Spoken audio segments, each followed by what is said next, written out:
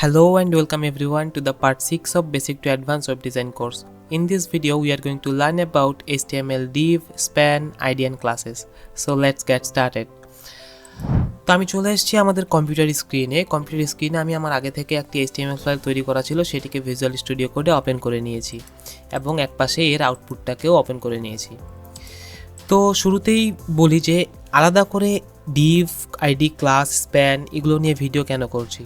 আসলে এদের পেছনে একটাই কারণ যে পৃথিবীতে হয়তো এমন কোনো ওয়েবসাইট খুঁজে পাওয়া যাবে না যেখানে div, ID, ক্লাস, স্প্যান এগুলো ব্যবহার করা হয় নাই। মূলত মেজরিটি অফ দ্য ওয়েবসাইটেই কী করা হয়েছে, আমাদের এই div, ID, স্প্যান, ক্লাস এগুলো যেই বেসিক এলিমেন্টগুলো আছে HTML এর সেগুলোকে কী করা হয়, ব্যবহার করা হয়। তো আমরা দেখি আসলে div কীভাবে কাজ করে।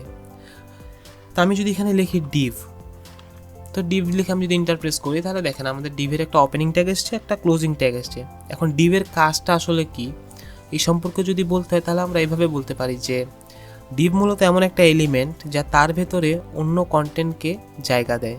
যেমন এই যে আমাদের বডি ট্যাগ আছে, বডি ট্যাগ কী করে, বডি ট্যাগ তার ভেতরে কী করে, একটা ওয়েবসাইটে যা যাবতীয় আমাদের কোড আছে বা কন্টেন্ট আছে সেটাকে জায়গা দেয়, তাই না? তো ঠিক তেমনি divও একটা নির্দিষ্ট কন্টেন্টকে তার ভেতরে কী করে, জায়গা দেয়।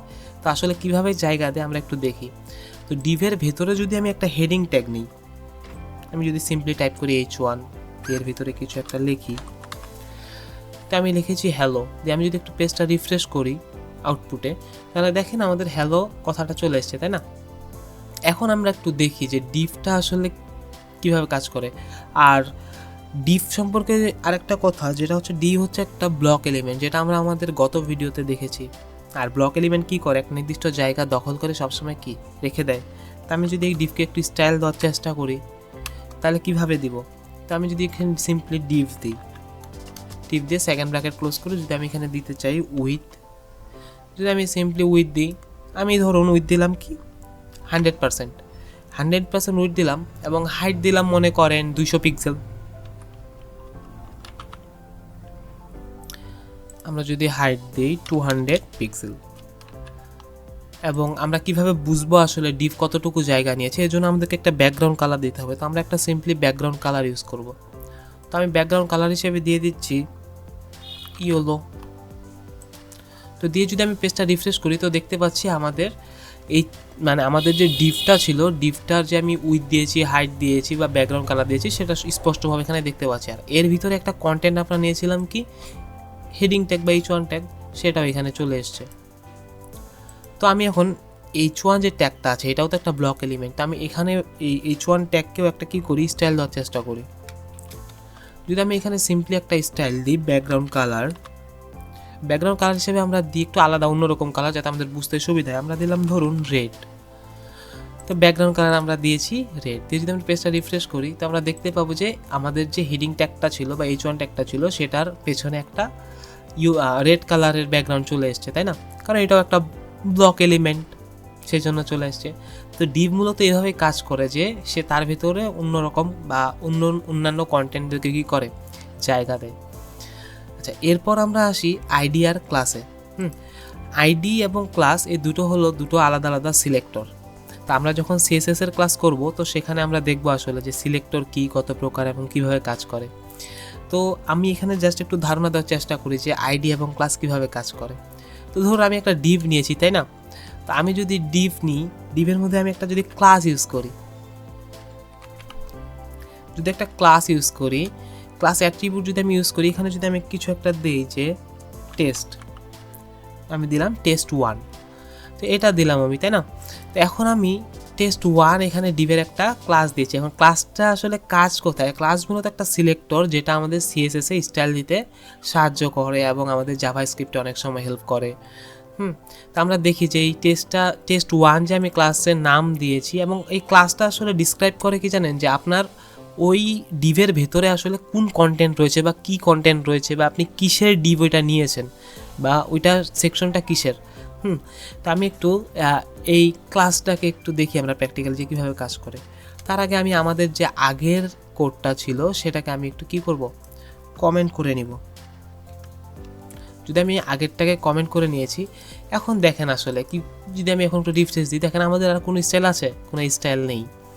তো আমি জাস্ট এখানে যদি এখন সিম্পলি ডট test1 টাইপ করে সেকেন্ড ব্র্যাকেট স্টার্ট করি, অ্যান্ড আমি আগে শুরুতেই বলে দিই যে আমাদের ক্লাস যে অ্যাট্রিবিউটটা আছে সেটাকে ধরার জন্য আমাদেরকে ডট প্রেস করতে হয়, আগে একটা ডট দিতে হয়, দেন আমাদের ওই ক্লাসের নামটা দিয়ে দেন সেকেন্ড ব্র্যাকেট দিয়ে আমাদের স্টাইল স্টার্ট করতে হয়। তো আমি যদি সেম প্যাটার্নে দিই যে উইথ 100%, হাইট যদি দিই আমরা হচ্ছে কত 200 পিক্সেল, হাইট দিলাম 200 পিক্সেল, এবং একটা যদি আমি ব্যাকগ্রাউন্ড কালার দিই, যদি আমি একটা ব্যাকগ্রাউন্ড কালার দিলাম ধরুন ব্লু। তো ব্লু দিয়ে যদি আমি একটু আউটপুটটা দেখার চেষ্টা করি, তো সেম আউটপুটটা এসছে না যেটা আমরা ডিরেক্ট ডিভকে ধরে দিয়েছিলাম। তো আমি আগে ডিভে যেই স্টাইলগুলো দিয়েছিলাম সেই সেম স্টাইলগুলো কী করলাম আমি test1-এ দিলাম, এবং আমরা কাইন্ড অফ সিমিলার মানে সম্পূর্ণ একই রকম আউটপুট পেলাম, তাই না? তো ক্লাসের কাজটা আসলে কি, ক্লাস হচ্ছে মূলত স্টাইল দেওয়ার ক্ষেত্রে আমরা ব্যবহার করে থাকি, এবং অনেক সময় জাভা স্ক্রিপ্টের কাজেও আমরা ব্যবহার করে থাকি। তো এগুলো সম্পর্কে আমরা সিএসএস যখন করবো সেখানে আমরা আরও বিস্তারিত জানবো। তারপর সেম এখানে যদি আমি ক্লাসটার জায়গায় আইডি প্রেস করি, আইডি প্রেস করতে পারি, তাই না? আইডি প্রেস করে যদি আমি এখন রিফ্রেশ দিই পেজটা, দেখেন আমার কোনো স্টাইল আছে নাই, কারণ আইডিকে ধরার জন্য আবার আলাদা একটা প্রসেস আছে। সেটা হলো কি, আইডিকে ধরার জন্য আমাদেরকে হ্যাশ দিয়ে স্টাইলটা স্টার্ট করতে হয়। হ্যাশ দিয়ে যদি আমি লিখি test1 দিয়ে যদি আমি সেকেন্ড ব্র্যাকেট ক্লোজ করে ইন্টার দিই, দিয়ে যদি আমি এই যে আগে যেটা দিয়েছিলাম সেটাই যদি একটু কপি করে এখানে পেস্ট করি, তো দিয়ে যদি আমি একটু রিফ্রেশ দিই, দেখেন আবার কি হলো যে আগের যে স্টাইলটা ছিল সেটাই কি হলো এখানে অ্যাপ্লাই হয়ে গেছে, তাই না? তো এইভাবে আমরা চাইলে আইডি, ক্লাস এবং ডিভের ব্যবহার করতে পারি। তো এরপর আরেকটা ইম্পর্টেন্ট এলিমেন্ট হচ্ছে স্প্যানটা আসলে আমরা কোথায় ব্যবহার করি? তো স্প্যানটা ব্যবহার করি আমরা কোথায়? তো আমি আগের যেই কোডগুলো আছে সেটা একটু শুধু ডিলিট করে দিচ্ছি বা একটু কমেন্ট করে নিই, হ্যাঁ, নিয়ে এখন আমরা দেখবো যে স্প্যান ট্যাগটা আসলে কোথায় ব্যবহার করি। তো দেখেন আমি একটু রিফ্রেশ দিই পেজটা, তো আমাদের হ্যালো কথাটা এসছে, তাই না? আমি চাচ্ছি যে মাঝের যে এলটা আছে এই এলটাকে একটা অন্য কালার করব। তো কিভাবে করব? এটা তো পসিবল না। যদি আমি h1-কে দিয়ে একটা কালার দিই তাহলে এটা সম্পূর্ণটাকেই কি করে নেবে, কালার করে নেবে, তাই না? তো আমি চাচ্ছি যে মাঝের যে এলটা আছে সেটাকে কালার করতে, তাহলে আমি কিভাবে করব? চলুন দেখে আসি সেটা আসলে কিভাবে করব। তো এই h1 যে ট্যাগটা আছে, তো আমি যদি ডিরেক্টলি এখানে লিখি h1 ট্যাগ যেটা আছে এটাকে যদি আমি একটা কি করি স্টাইল দিই কেমন স্টাইল, যে আমি কালার দিলাম ধরুন রেড।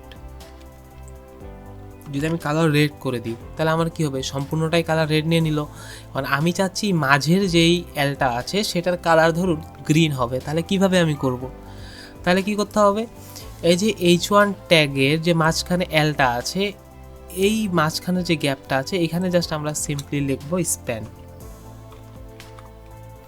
যদি আমি স্প্যান লিখি, স্প্যানের একটা ওপেনিং ট্যাগ চালু হয়েছে, একটা ক্লোজিং ট্যাগ চালু হয়েছে, এর মাঝে আমাদেরকে লিখতে হবে ওই বর্ণটা, যে বর্ণটা আমরা আলাদা কালার করতে চাচ্ছি। তো আমি সেটা লিখলাম এখানে, লিখে দুই পাশ থেকে আমি আমাদের যে স্পেসগুলো ছিল সেগুলোকে একটু কমিয়ে দিলাম, দিয়ে দেখুন এখন একটা লাইনের মতো আসছে, তাই না?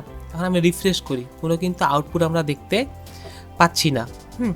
তো এখন যদি আমি কি করি যে h1 যে আমাদের ট্যাগটা আছে h1-এর ভেতরে স্প্যান আছে, তাই না? তো h1-এর ভিতরে যদি আমি এখন স্প্যান যেটা আছে স্প্যানটাকে ধরি, h1-এর ভিতরে যে স্প্যানটা আছে সেটাকে ধরে যদি আমি একটু কালার দিই, অন্য